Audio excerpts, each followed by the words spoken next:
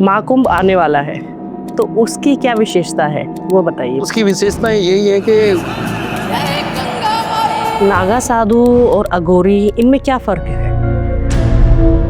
आपने जैसे कहा कि आप तांत्रिक विद्या में ज्यादा रहे हैं। जब भी हम तंत्र की बात करते हैं तो कामाख्या देवी आती है। कामाख्या का तंत्र ऐसा है कि वो सुबह कपाट खुलेंगे तब बलि दी जाएगी, दोपहर को बलि दी जाएगी, और जब कपाट बंद होंगे तब भैंसे की बलि दी जाती है। वहाँ पे माँ मांगती है बलि। तो आपने ऐसा तंत्र देखा है जिसका कोई समाधान नहीं है?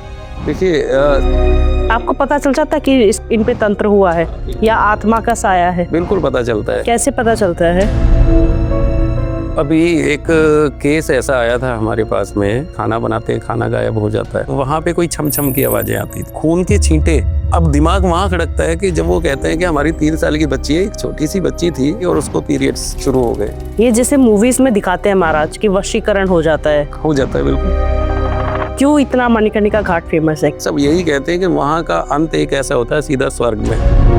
इकट्ठी 30 चिताएं जल रही हैं, 50 जल रही हैं, 150 जल रही हैं, और इतनी पीछे वो इंतजार कर रहे हैं। तो कुछ आप बताएंगे वशीकरण के कुछ उपाय?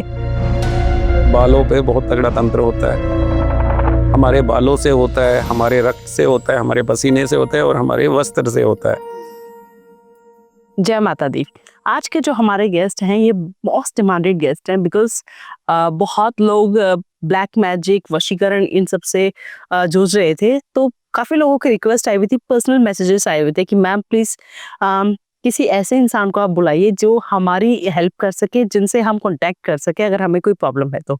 ब्लैक मैजिक आप सबने सुना होगा, वशीकरण आप सबने देखा होगा कि जब ये होता है तो कैसा होता है। शैतान मूवीज जैसे आपने देखी है तो वैसा रियल में भी होता है। बहुत लोग इसको फेस कर रहे होते हैं। अगर आप लोग ऐसा नहीं भी फेस कर रहे हैं देन ऑल्सो आपको पता होगा कि क्या प्रिकॉशंस लेने चाहिए, क्या सिम्टम्स होते हैं। आज है हमारे साथ महाराज अविनाश जी, जिनसे हम हर एक ब्लैक मैजिक या वशीकरण, मणिकर्णिका घाट, महाकुंभ, इन सब के बारे में बहुत डिटेल में बात की है। तो ये पॉडकास्ट आपको बहुत हेल्प करने वाला है। स्टार्ट करते हैं the Mamta podcast. Stay tune. जय माता दी।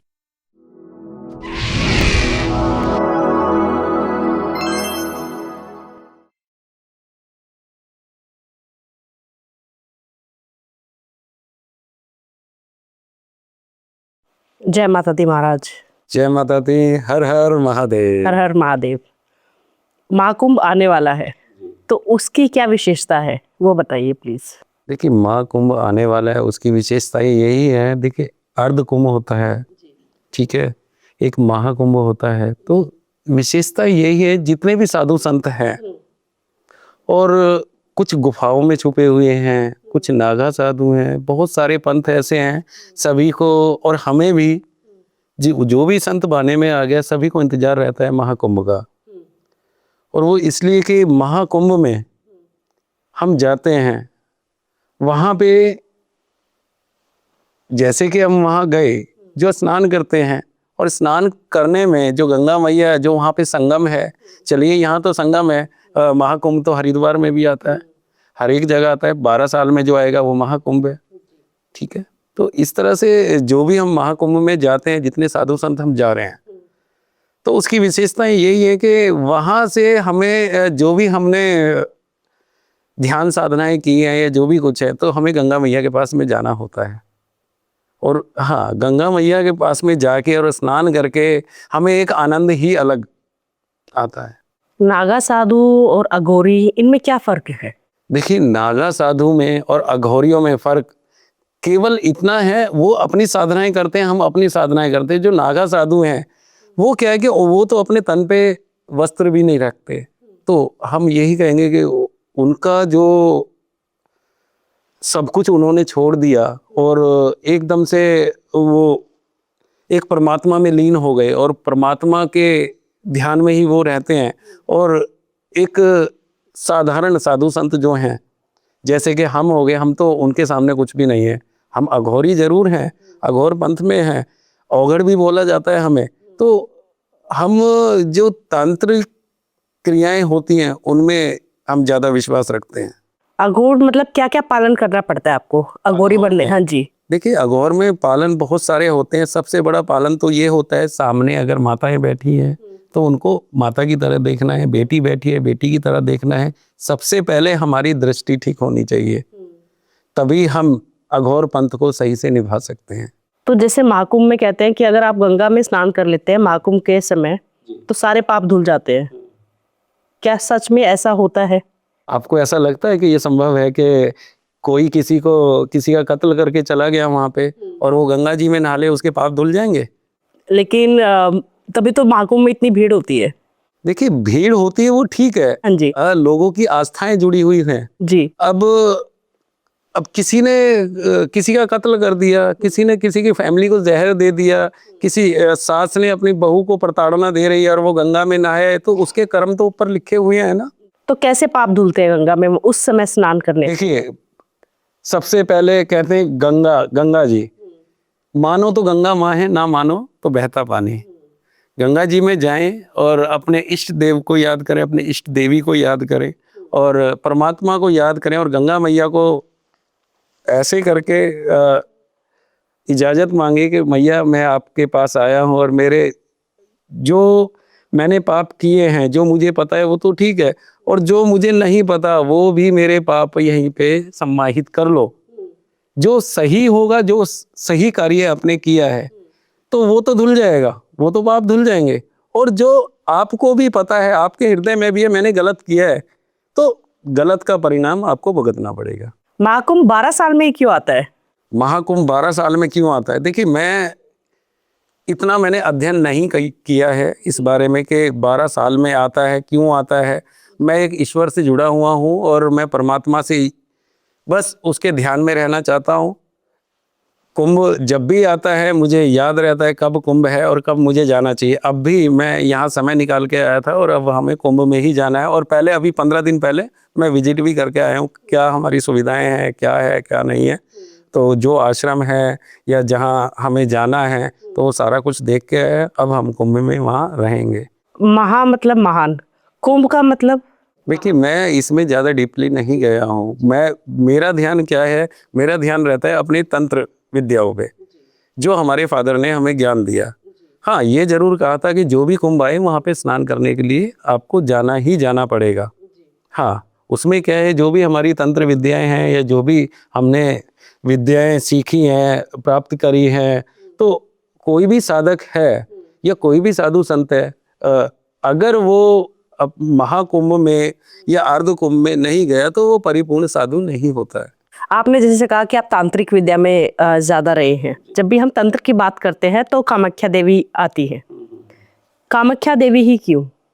देखिए, कामाख्या देवी जितनी भी शक्तिपीठ हैं, 51 52, कोई कुछ 51 कहते हैं, कुछ 52 कहते हैं शक्तिपीठ हैं, तो उसमें से जो अघोर विद्या में आती है वो माँ कामाख्या आती है। कामाख्या का तंत्र ऐसा है कि वो शायद कहीं भी नहीं होगा। पूरे विश्व से लोग क्यों वहाँ पे ध्यान साधना करने के लिए आते हैं? वो इसलिए आते हैं कि वहाँ से जो भी विद्याएं, जो भी तंत्र सीखने को मिलता है उससे बहुत कुछ हमें सीख मिलती है। और बहुत कुछ ऐसे तंत्र हैं जो शायद मैं आपको नहीं बता पाऊंगा। हाँ, वो मैं कैमरे पे नहीं बता सकता कि जो वहाँ के तंत्र हैं। तो जैसे आपने बताया कि आप सेम जैसे वहाँ पे कामाख्या देवी जैसे हैं, आप सेम पानीपत में आप बना रहे हैं। हाँ, पानीपत में बना रहे हैं। उसमें क्या है कि हम वहाँ पे जो भी जैसे भी जनता हमें सहयोग कर रही है, एक छोटा सा 230 गज का हमने एक छोटा सा प्लॉट लिया है, तो उसमें 10 महाविद्याएं उसमें हम विराजमान करवा रहे हैं, ताकि मुझे क्या है कि हर 15 दिन में मुझे कामाख्या जाना होता है, तो उसमें थोड़ा सा मुझे सहारा यह मिल जाएगा कि जो मैं कामाख्या में करना चाहता हूँ वो जो हम मंदिर बना रहे हैं 10 महाविद्याएं जहाँ विराजमान होंगी, तो वो काम वहाँ भी हो सकता है। फिर भी महीने 2 महीने में मुझे कामाख्या जाना ही होगा। तो जैसे माँ कामाख्या है तो वो क्या इतनी एनर्जी, इतनी ताकत होगी जो आप पानीपत में बना रहे हैं मंदिर? देखिए, इतनी नहीं होगी, बाकी जो हमारे तंत्र साधनाएं हमारे फादर ने बताई या उनके गुरु ने बताई, हमारे दादा गुरु ने बताई, ठीक है, तो इतना तो नहीं हो पाएगा। मतलब जो लोग हैं, जो असहाय लोग हैं, वो वहाँ कामाख्या नहीं जा सकते या हमारी व्यवस्था नहीं कर सकते, तो उसका कार्य हम वहाँ मंदिर में हम बैठ के कर सकते हैं। जी। कामाख्या मंदिर की और कोई विशेषता है जो आप बताना चाहेंगे? विशेषता कामाख्या मंदिर की यही है, एक साल में एक बार अम्बुवासी का मेला आता है, जून जुलाई में वो होता है, तो वहाँ 3 दिन के लिए कपाट बंद कर दिए जाते हैं। तो वहाँ जो है जो भी पीरियड्स का वो समय होता है, तो वहाँ लेडीज ही सेवा करती हैं अंदर, और किसी को भी अंदर नहीं जाने दिया जाता। और जो बाहर के व्यक्ति जो वहाँ दर्शन करने के लिए आते हैं, बस मंदिर का राउंड लगा के उनको बाहर कर दिया जाता है। मंदिर में किसी को भी इजाज़त नहीं है। तो 3 दिन इसलिए वहाँ के कपाट बंद रहते हैं। जो वहाँ पे जो कपड़ा बिछाया जाता है, जो लोगों को प्रसाद में दिया जाता है, हाँ, ऐसा है वहाँ का। और दूसरा एक खास क्या है वहाँ पे, वहाँ 3 महिष का चलन है। वो क्या होता है उसमें, सुबह कपाट खुलेंगे तब बलि दी जाएगी भैंसे की, दोपहर को बलि दी जाएगी, और जब कपाट बंद होंगे तब भैंसे की बलि दी जाती है वहाँ पे। ये शायद कुछ ही लोगों को पता होगा, जो वहाँ के साधु संत हैं उनको तो अच्छे से पता है। क्यों दी जाती है बलि? बस माता खुश रहे, माता प्रसन्न रहे, बाकी मैं इसके पक्ष में नहीं हूँ। माँ मांगती है बलि? कौन कहता है कि माँ मांगती है बलि? मैं तो वही पूछ रही हूँ कि बलि देते हैं तो क्या माँ मांगती है? मैं उसके पक्ष में नहीं हूँ बिल्कुल भी। और मैं इस बात से निशब्द हूँ। मैं कुछ नहीं कहना चाहता, ना तो मैं किसी की आस्था के साथ में उनकी आस्थाएं आहत हों। मैं इसके बारे में कोई बात नहीं करना चाहता, और मैं निशब्द हूँ इससे। बाकी पीड़ा मुझे भी होती है, कोई जानवर की वहाँ बलि दी जा रही है तो गलत है। आपने जैसे कामाख्या देवी बताई, तो और कौन सा शक्तिपीठ है जो इतना पावरफुल है, जहाँ पे जाने से आपके अगर कोई प्रॉब्लम है, जैसे कामाख्या तो सिर्फ तंत्र के लिए है, अगर आपको तंत्र सीखना है, आपको सिद्धि चाहिए तो आप कामाख्या जाइए, लेकिन 51 शक्तिपीठ और है, तो और कोई शक्तिपीठ इतना तारा, माँ तारा है, तारापीठ है जी। हाँ, वो वहाँ से मात्र लगभग अगर ट्रेन वगैरह में जाए तो 3-3.5 घंटे का रास्ता है। नहीं, ज़्यादा का होगा। कौन सी जगह है? तारापीठ है एक। नहीं, जगह कौन सी है ये जगह कामाख्या से आगे ही पड़ती है। कलकत्ता जाते हैं ना, कलकत्ता दक्षिणेश्वर काली है, काली घाट की काली है, तो वहाँ से 3.5 घंटे का रास्ता है तारापीठ का। तो वहाँ पे एक से एक अघोरी बैठे हैं, जो कहते हैं कि किसी में कोई भी तंत्र हुआ है या कुछ हुआ है। मैं सभी के बारे में नहीं कहता, मुश्किल से 5% लोग ऐसे होंगे जो सही हैं, और नहीं तो 95% लोग बिल्कुल सही नहीं, अपनी जेबें भर रहे हैं और कुछ नहीं कर रहे हैं वो लोग। तो आपने ऐसा तंत्र देखा है जिसका कोई समाधान नहीं है? देखिए, समाधान हर एक चीज का होता है, जहाँ अच्छाई है वहाँ बुराई भी है जी। अब आपने कहा कि कोई ऐसा तंत्र देखा है कि उसका समाधान ही ना हो। समाधान हर एक चीज का है, हर एक चीज का समाधान है। अगर होता है ये है कि थोड़ा समय लग जाता है उसमें। कोई पीड़ित है वो ठीक ही नहीं हो पा रहा है, ना दवाइयों से नहीं हो रहा है, किसी चीज़ से नहीं हो रहा है। अभी एक रिसेंट में एक लेडीज़ आई थी यहाँ से अलवर के पास से, तो उसके 3 ऑपरेशन कर दिए डॉक्टर ने, और उसके बाद भी वो ठीक नहीं हो पा रही। वही पीड़ाएं, वही सारा कुछ, वही पेट में गांठें। तो क्या था ये? तो उसका हमने अभी एक अपने चैनल पे वीडियो भी डाला था उसका, एक छोटा सा। हम ऐसे नहीं है कि किसी की इजाज़त के बिना कोई वीडियो डालें। उनसे हमने पूछा, हमने बात की, तो वो कहने लगे मैं यहाँ से ठीक हुई तो आप डाल सकते हैं। तो उसमें उन्होंने खुद उन्होंने ये बताया कि हाँ, मैं वहाँ से ठीक नहीं हो पा रही थी, और यहाँ पे जब से मैं आई हूँ, और आपने 1.5 से 2 महीने लगाए। हमने क्या दिया? मात्र एक भस्म दी, भभूति दी, या कुछ 1-2 जड़ी बूटियाँ होती हैं, और वो भी बस फूंक मार दी और सिद्ध करके दे दी, उसी से उसको आराम हो गया। आज वो उसकी सारी पीड़ाएं दूर है। तो हम ये नहीं कहते कि डॉक्टर के पास नहीं आपको जाइए। पता चल जाता कि इन पे तंत्र हुआ है या आत्मा का साया है? बिल्कुल पता चलता है। कैसे पता चलता है? वो देखिए, कोई भी है, कोई भी महिला है, या कोई बच्ची है, या कोई बुजुर्ग है, सबसे पहले तो ये है कि सामने जब भी वो व्यक्ति आता है या कोई महिला आती है, उसका मस्तिष्क से ही पता लग जाता है। दूसरा, वो आंख नहीं मिलाएगी कभी। थोड़ी देर ऐसे आंखों में देखा, फिर ऐसे कर लिया, ऐसे कर लिया। तो बहुत सारे ऐसे सिम्टम्स हैं जो हम समझ पाते हैं, उसके बॉडी लैंग्वेज से हम समझ जाते हैं कि हाँ, कहाँ दिक्कत है और कहाँ ये दिखावा कर रही है। बहुत तंत्र भी हर एक व्यक्ति पे नहीं हो सकता। देखिए, जिसका ऑरा स्ट्रांग है उस पे तंत्र हो ही नहीं सकता, और जिसका ऑरा वीक है उस पे ये चीज़ें एकदम से अटैक करती हैं। और मैं तो यही कहता हूँ, जितने भी आजकल का यूथ है बहुत ज़्यादा परफ्यूम लगा के चलते हैं, तो ये नहीं करना चाहिए। अब कई जगह देखिए, मैं बताता हूँ आपको, आपका मैं नाम ममता ममता जी। तो ममता जी, मैं ये कहता हूँ, कोई भी पूरी फैमिली जा रही है, कहीं कहते हैं कहीं जंगल में गाड़ी रोक ली और वहाँ जाके थोड़े से पेड़ देखते हैं, हाँ यहाँ जंगल सा है, वहाँ पे अपना चटाई वगैरह या कुछ भी उन्होंने बिछाया और वहाँ पे कुछ भी खाने लग जाते हैं। जी। तो उनको ये सोचना चाहिए कि जहाँ आपने चटाई बिछाई है, क्या पता वहाँ किसी ने कुछ गाड़ रखा हो, या उसके आसपास कुछ ऐसी चीजें तंत्र मंत्र की या कुछ है, किसी का उतारा लेकर वहाँ गाड़ रखा हो। तो ऐसा नहीं करना चाहिए कि आम जगह आप जंगल में गए और कहीं पे भी बैठ गए और वहाँ पे कुछ भी खाने लग गए।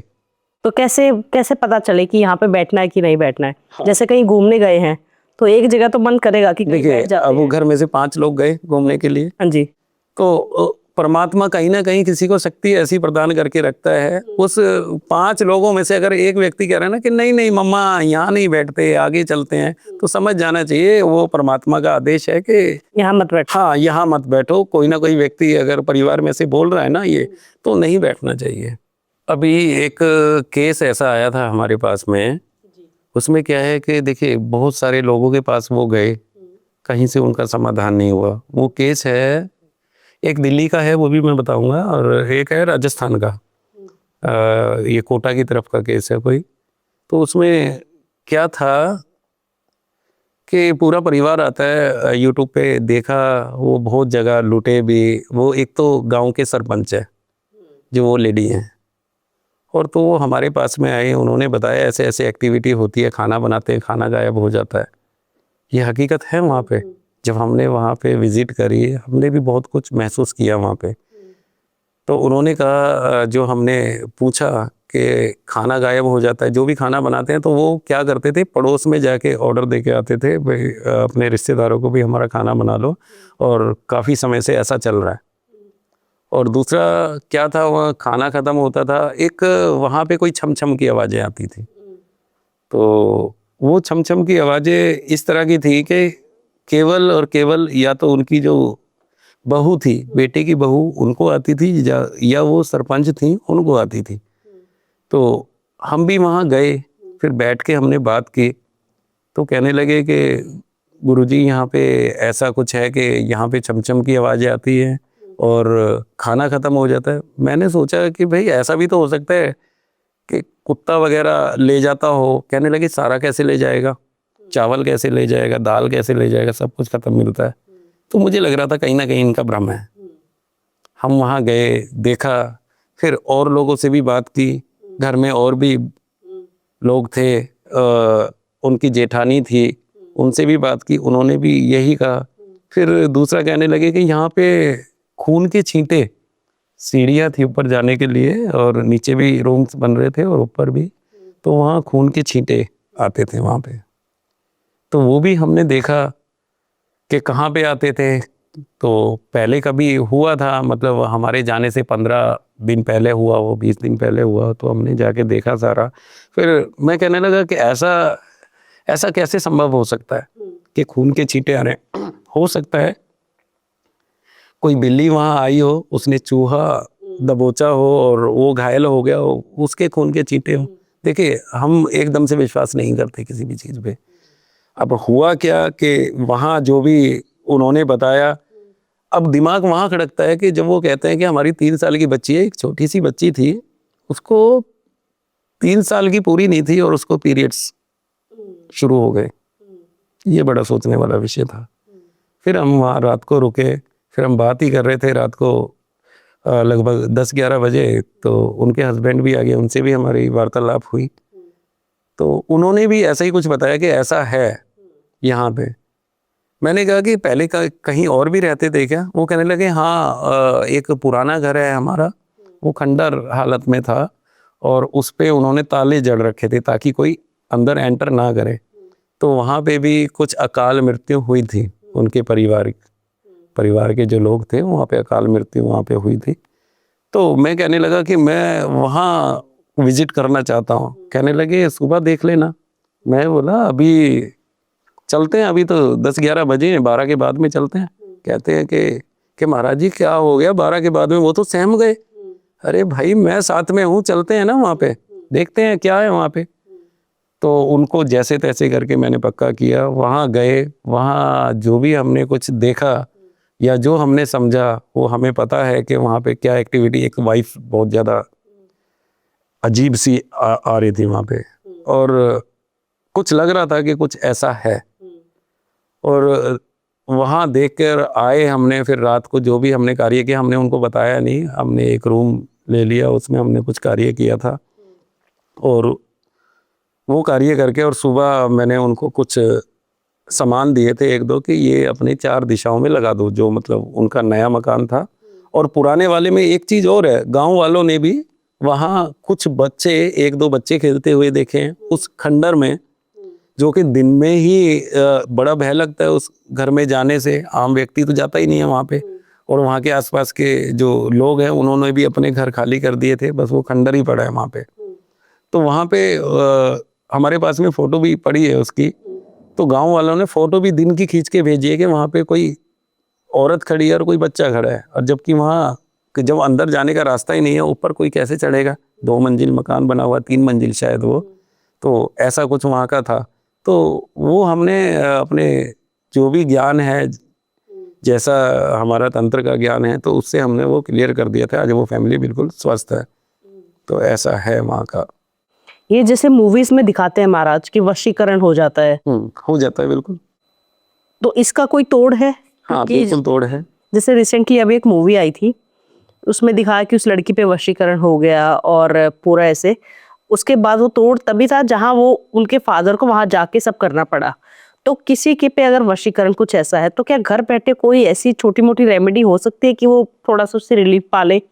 देखिए, रेमेडी यही है, अगर किसी के ऊपर वशीकरण हो रहा है या कुछ भी ऐसा है, बच्चे में एकदम से बदलाव आ गया, तो उसमें क्या है कि आपको करना क्या होगा, वो वशीकरण किस चीज़ से हुआ है, या तो उसने कोई खाद्य पदार्थ इस्तेमाल किया है, जैसे कि कोई मिठाई दे दी या कोई छोटा लड्डू। देखिए, कोई अगर तिल तिल लगा के, उस पे तिल लगे हो रहे हैं और वो कोई लड्डू दे, तो आप समझ जाइए कहीं ना कहीं गड़बड़ है। या कोई बाहरी व्यक्ति आपको तिल के लड्डू दे रहा है, तिल से बहुत ज़्यादा वशीकरण होता है। और खाने की चीज़ कोई सफ़ेद चीज़ है, वाइट चीज़ है, उससे वशीकरण होता है। उसका तोड़ यही है, अगर एकदम से बदलाव आया, अगर जल्दी इस पे ध्यान दे लिया जाए 2 से 3 दिन में, तो वो शायद वहीं समाप्त हो जाएगा। नया ब्लेड, बिल्कुल नया ब्लेड होना चाहिए, वो यूज़ करा हुआ ना हो, और उसके पॉकेट में डाल दें या कहीं डाल दें, और मेरे ख्याल से 20 से 25 मिनट में एकदम से बदलाव आ जाएगा उसमें।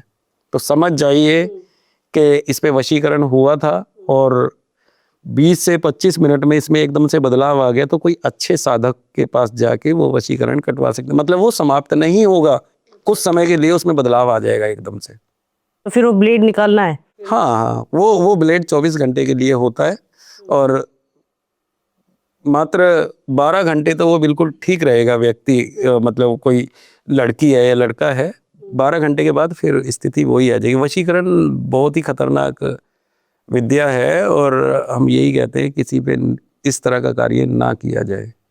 जैसे बहुत से लोग मैंने देखे हैं कि कहते हैं कि अगर मुस्लिम तंत्र हुआ है या मुस्लिम वशीकरण हुआ है तो वो ज्यादा पावरफुल होता है। नहीं नहीं, ऐसा नहीं है। जी।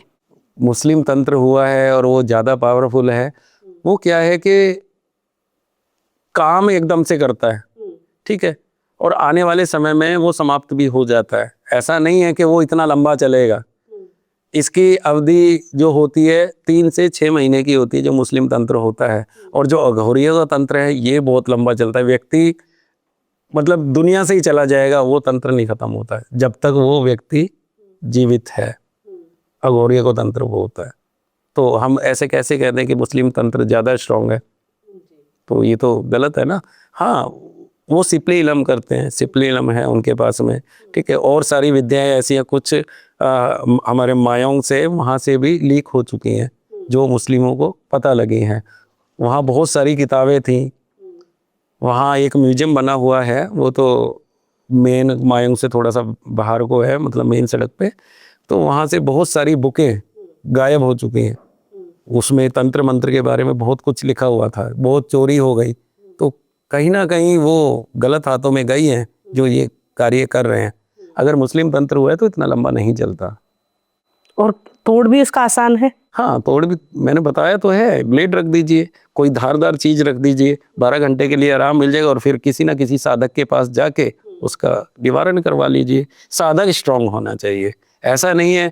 देखिए, अगर साधक ये बोल रहा है कि हाँ ये वशीकरण कट जाएगा, टूट जाएगा, ये हो जाएगा, तो कम से कम उससे ये कहिए कि अभी तो ठीक करके दिखाएं। अगर वो कुछ समय के लिए ठीक करते हैं तो वो साधक सही है और पैसा भी नहीं ले रहे, और जो पैसा मांग रहा है, मोटी रकम मांग रहा है, तो वो साधक थोड़ी है। वो तो अपनी जेबें भरने के लिए बोल रहा है और वो कहीं ना कहीं उनको गुमराह कर रहा है। मणिकर्णिका घाट पे जैसे बहुत सुना है कि वहां जाने से मुक्ति मिल जाती है। क्यों इतना मणिकर्णिका घाट फेमस है, क्या है इसकी कहानी? फेमस यही है, हमारे पुराणों में भी लिखा हुआ है। जब भी जिसका अंत वहां होगा, मतलब आत्मा तो निकल के चली गई, जो उसकी डेड बॉडी है, अगर वहां संस्कार होगा तो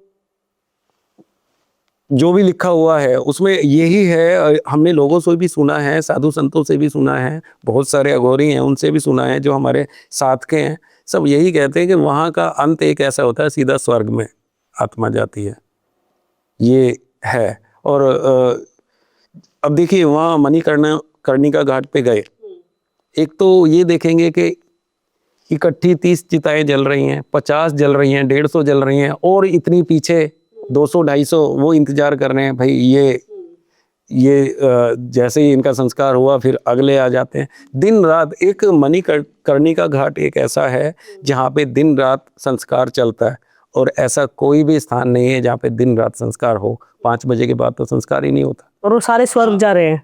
नहीं, कहने में है कि स्वर्ग जा रहे हैं। अब उनके कर्म तो इतने गलत थे, और उनकी डेड बॉडी, अब पैसा है अपने उनके परिजनों के पास, और वो वहां लेके वहां संस्कार कर दिया, और उन्होंने करे इतने गलत काम, तो कैसे वो स्वर्ग चले जाएंगे?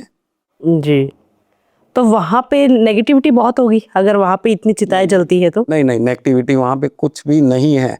कोई भी व्यक्ति जाए वहां पे, महादेव के दर्शन भी करके आए, और दूसरा वहां पे देखे भी कि देखिए, एक तो वहां जाके ना, कोई भी व्यक्ति है, वो डाकू है, चोर है, या कोई साधक है, या कोई साधारण व्यक्ति है, वहां पे जाने के बाद वो एकदम शून्य हो जाएगा, एकदम ऐसा हो जाएगा कि कुछ भी नहीं है दुनिया में। क्योंकि वो चिताएं जलता देख रहा है। नहीं, चिताएं जलता नहीं देख रहा, अपने आप ही वाइब्स ऐसी आने लग जाएंगी। ये तो वो सोच ही नहीं सकता कि यहाँ आत्माएं घूम रही हैं। आपने कहा ना कि वहाँ नेगेटिविटी बहुत है, ठीक है, स्वयं शंभु वहाँ पे विराजमान है, और इतना दाह संस्कार लोगों का हो रहा है, अथाह संस्कार इतना हो रहा है कि व्यक्ति देख के ही, ये नहीं है खाली चिताएं देख के, मतलब वहाँ का माहौल एक ऐसा है, वो देख के ही बिल्कुल शून्य हो जाता है, और वो सोचता है कि दुनिया में कुछ नहीं है, हाय पैसा, हाय पैसा, हाय पैसा, कहाँ ले जाओगे पैसा? अंत तो ये है। इसकी शुरुआत कब हुई? मणिकर्णिका घाट की शुरुआत कब हुई? देखिए, मैंने आपको पहले भी बताया कि मैंने इतना अध्ययन नहीं किया है वहाँ का। जी। हाँ, अब आपने बात करी है। हाँ जी, कभी सुना हो आपने? नहीं, मेरा ज्यादा जो है वो तंत्र में ज्यादा मेरा दिमाग लगता है। कहते हैं ना, डॉक्टर तो अनेक प्रकार के होते हैं, कोई हड्डी का है, कोई बुखार का है, कोई हमारे दिल का है, कोई किसका है। तो इसी तरह से साधु संतों में भी एक कैटेगरी है, कोई तंत्र में जा रहा है, कोई बिल्कुल साधारण तपस्या कर रहा है, कोई ऐसा है पूरी जिंदगी निकल गई और वो तप में ही रह। तो तंत्र कितने प्रकार के होते हैं? तंत्र अनेक प्रकार के होते हैं। ब्लैक मैजिक होता है। ब्लैक मैजिक में क्या है, डॉल बनाते हैं। अब जो डॉल बनाते हैं वो कैसे बनाते हैं? कुछ लोग तो आजकल दिखावा ऐसा चल रहा है, बहुत खतरनाक सी डॉल बना देंगे, उसमें सुइयां लगा के दिखा देंगे, भैया हम इस पे तुम्हारा कार्य करेंगे। तो क्या ये संभव है? वो काम कर देगा, पहले ही उसने सजा रखी है। और हम क्या है, हम जो डॉल बनाते हैं साधारण अपना कपड़ा लिया और डॉल बना दी। अब उसमें वो सामग्री क्या होती है, देखो संपूर्ण सामग्री नहीं बताऊंगा मैं। उससे क्या है, लोग देखेंगे, खुद करने लग जाएंगे, खुद ट्राई करने लग जाएंगे, और कहीं ना कहीं वो अगर उनका कुछ अनर्थ हुआ, वो कहीं ना कहीं दोष मुझे देंगे। हमने यूट्यूब पे देखा, हमने ये देखा, हमने ये कार्य कर लिया और हमें इस तरह से कुछ हुआ। तो संपूर्ण सामग्री नहीं बताऊंगा, एक छोटा मोटा बताता हूँ। डॉल लेते हैं हम, अमावस्या की रात में कच्चे पक्के उड़द, मतलब उड़द ले लिए, एक हांडी में डाल दिए, थोड़ा सा हल्का सा पानी, कच्चे पक्के चिता पे पकाने पड़ते हैं वो।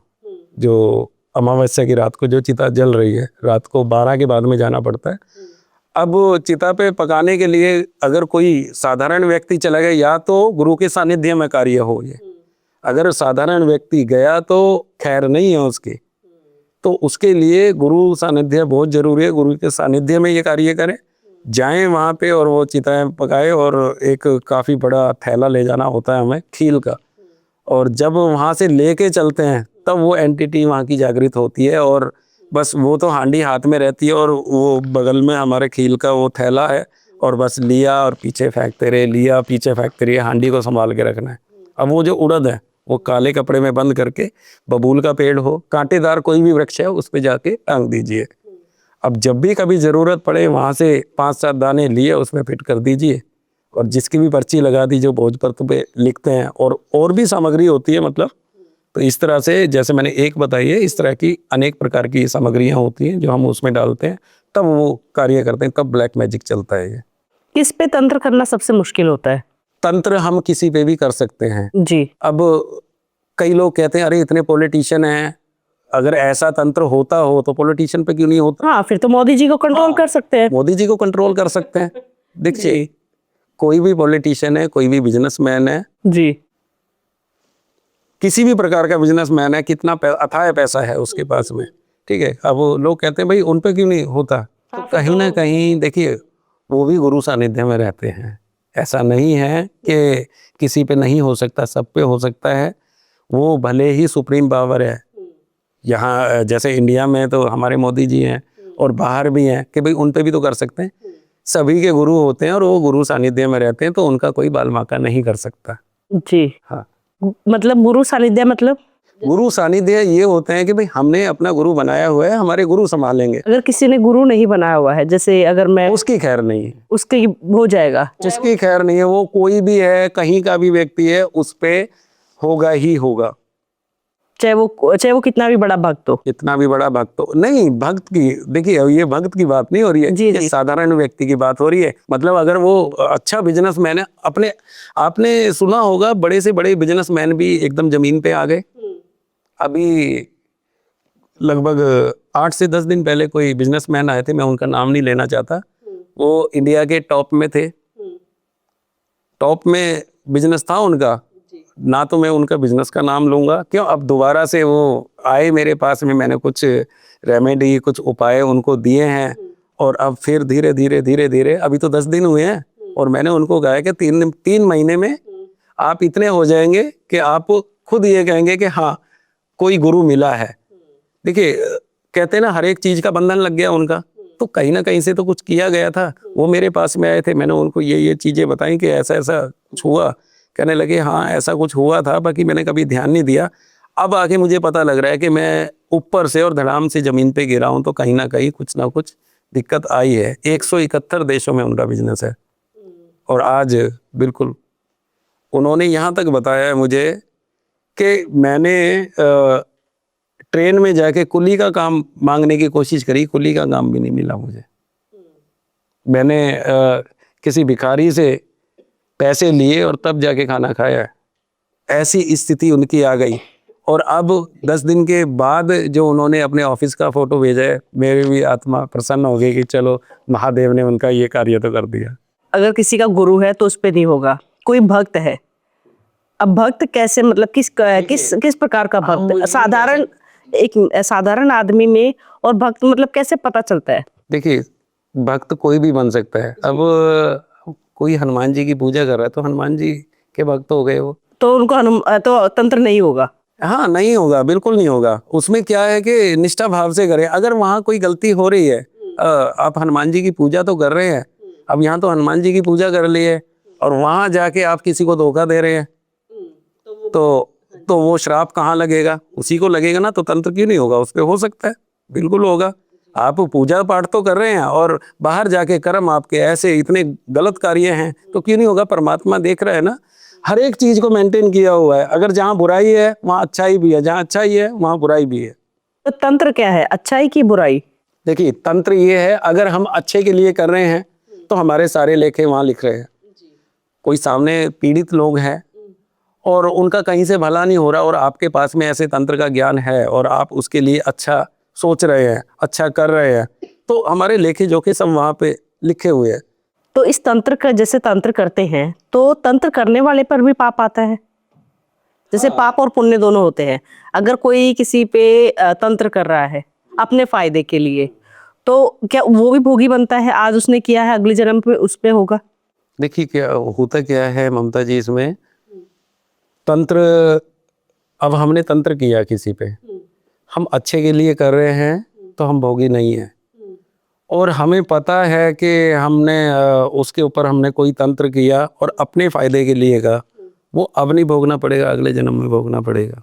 क्या पता हमें कौन सी योनि मिले, क्या पता हमें क्या बनना पड़े, कोई पक्षी बनना पड़े या सांप बनना पड़े कि रेंगता रहे, तो भोगना तो पड़ेगा। अगर अच्छे के लिए कर रहे हैं तो कोई दिक्कत नहीं है। अच्छे के लिए कर रहे हैं तो कोई दिक्कत नहीं। देखिए हम ये कहते हैं कलयुग में अगर जो जितने भी साधक हैं, और आजकल यूथ बहुत ज़्यादा इन चीज़ों में लग रहा है कि मेरे पास में 22-22 साल की लड़कियां, 24 साल की लड़कियां कहती हैं मुझे तांत्रिक बनना है, मुझे तंत्र सिखा दो।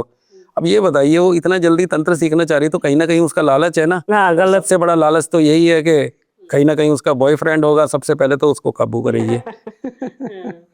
तो ऐसा होता है जी। देखिए तंत्र मंत्र और यंत्र, इनका महत्व क्या है और ये करा कैसे जाता है और ये होता क्या है।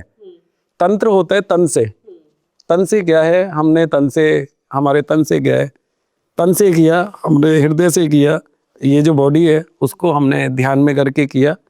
एक तो तंत्र तन से होता है, और मंत्र, मंत्र का जो उच्चारण होता है वो पूरी बॉडी में फील होना चाहिए, एक वाइब्रेशन अलग होनी चाहिए मंत्र और यंत्र। अगर तीन चीज है जिसके पास में, तंत्र मंत्र और यंत्र। अब यंत्र का बता रहा हूँ।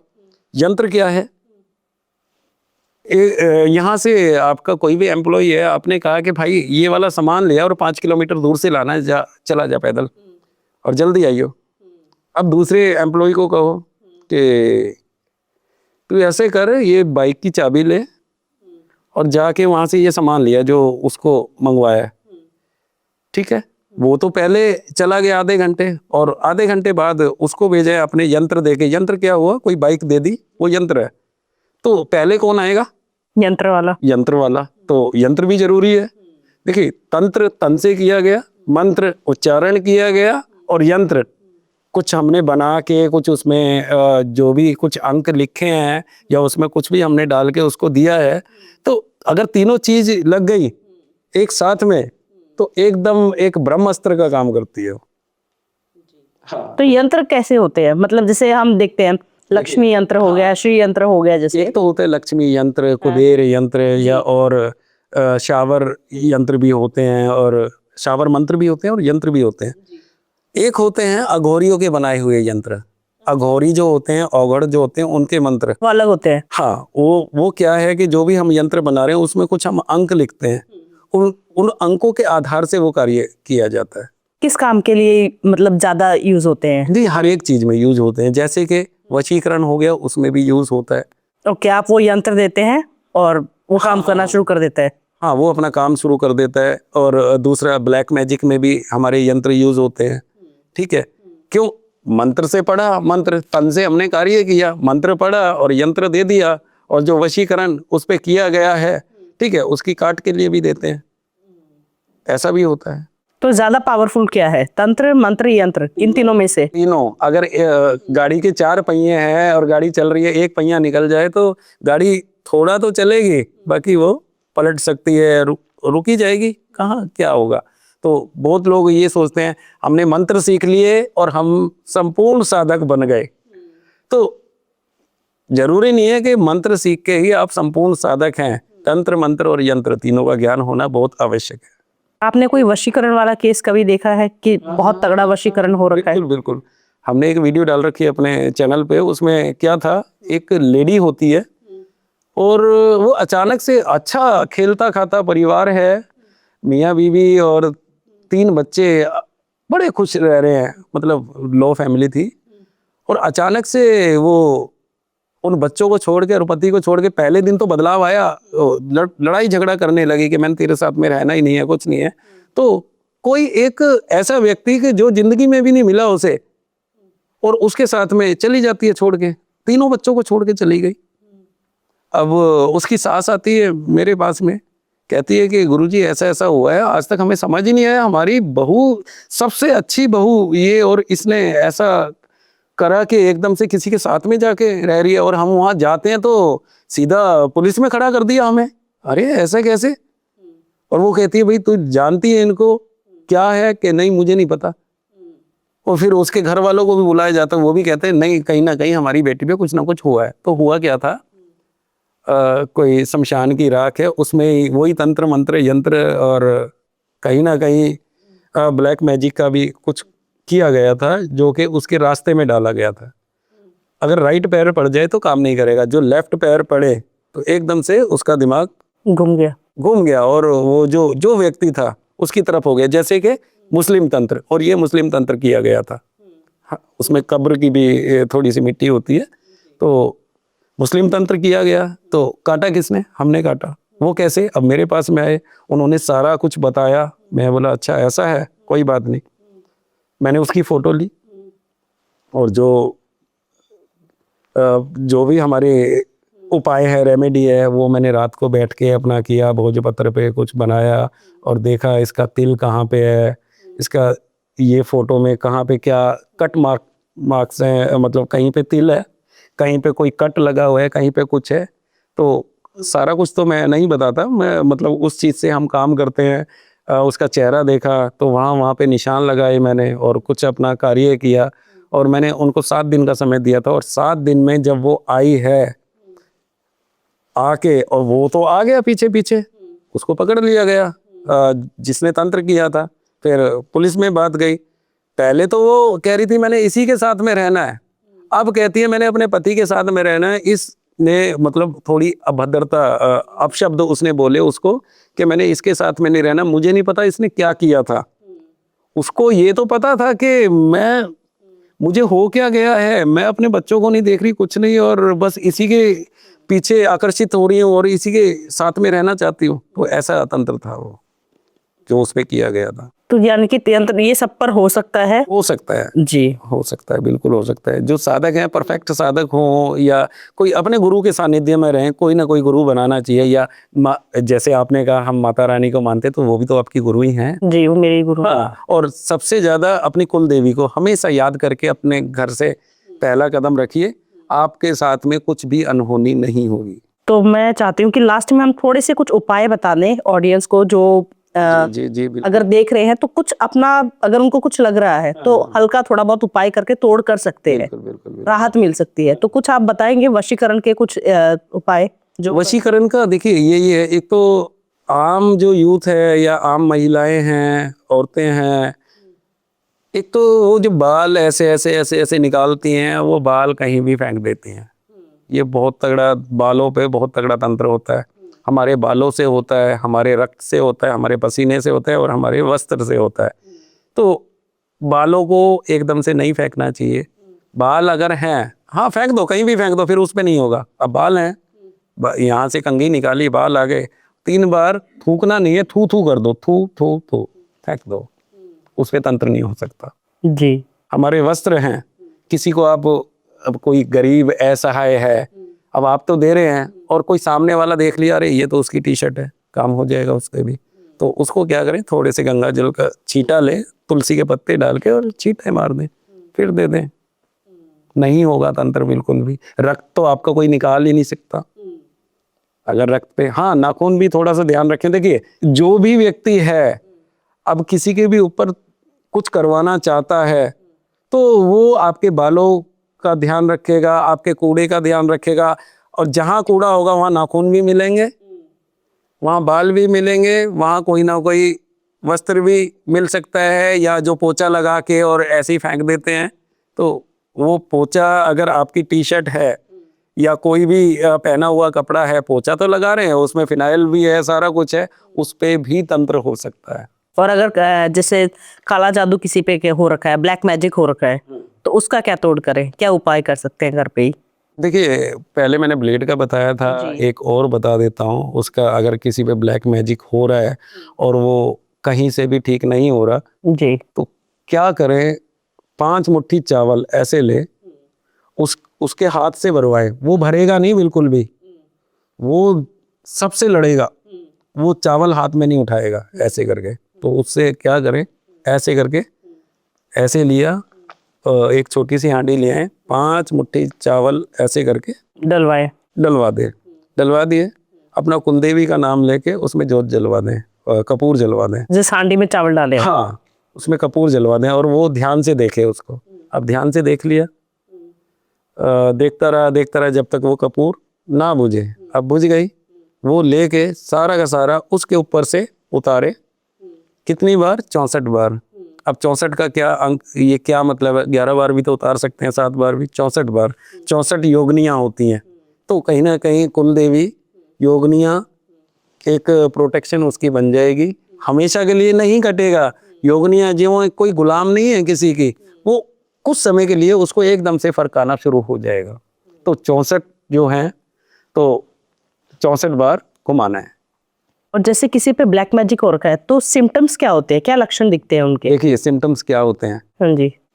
अब कोई भी बच्चा है या बच्ची है, अब कोई बच्ची है, किसी की बेटी है, सब कुछ ठीक है, जॉब पे जा रही है, मस्त है, और अचानक से आती है, एक तो वो चिड़चिड़ी हो जाएगी बहुत ज़्यादा, किसी की मानेगी नहीं। अगर ये कह दिया कि आज फ़ोन ही नहीं, रख दो साइड में, वो फ़ोन ही चलाएगी, आपको दिखाएगी कि ना कैसे कह दिया मुझे, मतलब हर एक चीज़ में। अब आपको ये कहेंगे कि उसको, गुड़िया को ये कह रहे हैं बेटा खाना तो खा ले, खा लूँगी, एकदम से बदलाव, खा लूँगी। इस तरह के सिम्टम्स होते हैं, चिड़चिड़ापन बहुत ज़्यादा होगा। और या फिर अगर सो जाएगी तो बस अपनी ऐसे सोती रहेगी। अगर किसी ने उठा दिया, एकदम से चिड़चिड़ाहट वही आ जाएगी। तो ये सिम्टम्स हैं उसके ब्लैक मैजिक के। और दूसरा, घर की किसी की बात नहीं मानेगी। जो भी उसके संपर्क में कोई लड़का आया है या कोई भी व्यक्ति आया है, वो अगर प्यार से उससे बात करें और उसके बारे में बात करें, जिसके संपर्क में वो आई है, तो बहुत अच्छे से बात करेगी, बहुत अच्छे से बात करेगी। और जहाँ उसके बारे में थोड़ा सा भी कुछ कह दिया तो वही चिड़चिड़ाहटपन, वही पूरा हंगामा घर में। तो ये सिम्टम्स होते हैं उसके। और आप जैसे बता रहे थे कि आप मंदिर बना रहे हैं जी। 10 महाविद्याओं का, तो आप कुछ बताना चाहेंगे ऑडियंस को? देखिए, हम आपकी ऑडियंस को यही कहना चाहते हैं कि 10 महाविद्याओं का मंदिर बन रहा है और हमें फंड की बहुत ज़्यादा आवश्यकता है। तो अगर आप 100 रुपये भी डालें, देखिए इतने लोग, इतने फॉलोवर हैं, पूरे हिंदुस्तान से हमें देख रहे हैं और बाहर से भी हमें लोग देखते हैं, फॉलो करते हैं।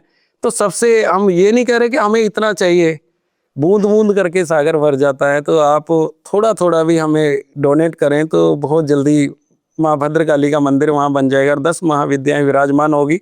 और जो असहाय लोग हैं, उन्हीं जो बहुत ज़्यादा पीड़ित हैं, उनके इलाज के लिए हमने वहाँ मंदिर बनाया और फिर हर समय हम वहीं पे उपस्थित रहेंगे। हाँ, और जन कल्याण के लिए अब क्या है कि एक छोटा सा रूम है, भीड़ ऐसी है कि एक के ऊपर एक चढ़ा रहता है, शोर शराबा इतना, और भूखे रहते हैं, छोटे छोटे बच्चे भूखे बैठे हैं। तो हमने वहाँ ये सोचा है एक बार मंदिर बन जाए, वहाँ एक रसोई हो, पूरा दिन खाना चलता रहे और पूरा दिन सबको चाय परोसी जाती है, ताकि कोई बैठा हुआ ये ना सोचे अरे मुझे तो भूख लग रही है बहुत ज़्यादा। ये तो माता रानी का भंडारा वहाँ चलता रहे। तो यही है हमारा कि सभी से अनुरोध है कि थोड़ा थोड़ा सा डोनेशन करें ताकि महामाई का मंदिर बन जाए और आप भी वहाँ आके विजिट करें, देखें कि महाराज जी कैसा कार्य कर रहे हैं। आप सबसे रिक्वेस्ट है कि आप सब हेल्प करें, डोनेट करें, जो भी आप जितना भी अमाउंट डोनेट करना चाहते हैं, 51 रुपये, 100 रुपये, 500 रुपये, जो भी आपका मन करे। आपको ये पॉडकास्ट कैसा लगा कमेंट्स में ज़रूर बताइएगा। बहुत कुछ जानने को मिला होगा, मैं जानती हूँ। हर कोई कहीं ना कहीं स्ट्रगल कर रहा है, किसी पे वशीकरण हो रखा है, किसी पे काला जादू, या किसी का ऑरा बहुत वीक हो रखा है। तो ये आपको ज़रूर काम आएंगे। अगर ज़्यादा ही सीरियस प्रॉब्लम है तो हम डिस्क्रिप्शन में सारे लिंक्स देंगे, आप कॉन्टैक्ट कर सकते हैं। प्लीज़ इस पॉडकास्ट को लाइक करिएगा, शेयर करिएगा, सब्सक्राइब करिएगा। जय माता दी। जय माता दी।